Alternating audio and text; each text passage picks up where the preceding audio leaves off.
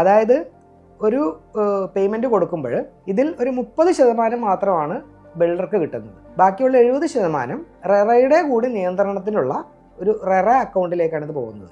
ഈ stage completed ആണ് എന്ന് റെറയിൽ നിന്ന് ഒരു സർട്ടിഫിക്കറ്റ് പ്രൊഡ്യൂസ് ചെയ്ത്, അതായത് ബാങ്കിന് മുൻപാകെ പ്രൊഡ്യൂസ് ചെയ്താലാണ് ഈ പേയ്മെൻറ്റ് ബിൽഡർക്ക് റിലീസ് ചെയ്ത് കിട്ടുള്ളൂ. അപ്പോൾ എല്ലാ 3 മാസം കൂടുമ്പോഴും ക്വാർട്ടർലി റിട്ടേൺസ് നമ്മൾ റെറയ്ക്ക് ബിൽഡർ സബ്മിറ്റ് ചെയ്യണം.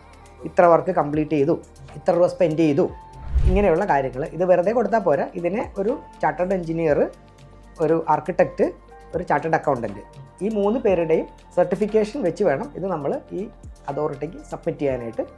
അത് കൊടുത്തു കഴിയുമ്പോൾ അവർ ഇത്രയും എമൗണ്ട് ഈ അക്കൗണ്ടിൽ നിന്ന് നമുക്ക് വിത്ഡ്രോ ചെയ്യാവുന്നതാണ് എന്നൊരു സർട്ടിഫിക്കറ്റ് ബാങ്കിലേക്ക് കൊടുക്കാൻ വേണ്ടിയിട്ട് നമുക്ക് തരും. ഇത് നമ്മൾ ബാങ്കിൽ കൊടുക്കുകയും ഈ പൈസ വിത്ഡ്രോ ചെയ്യുകയാണ് ചെയ്യുന്നത്. അപ്പോൾ ഒരു പ്രൊജക്റ്റിലേക്ക് ഒരു ക്ലയൻറ്റ് കൊടുക്കുന്ന എമൗണ്ട് മറ്റാവശ്യങ്ങൾക്ക് വിനിയോഗിക്കുന്നതിൽ നിന്ന് കൃത്യമായിട്ടുള്ള ഒരു തട അവിടെ വരുന്നുണ്ട്. ഇതാണ് ഒരു കാര്യം. പിന്നെ കൺസ്ട്രക്ഷൻ പറഞ്ഞ സമയത്ത് തീർന്നില്ല എന്നുണ്ടെങ്കിൽ എന്താണ് അത് ബിൽഡർ ക്ലയൻറ്റിന് കൊടുക്കേണ്ട കോമ്പൻസേഷൻ എന്നുള്ളതും കൃത്യമായിട്ട് ഇതിൽ നിർവചിക്കുന്നുണ്ട്.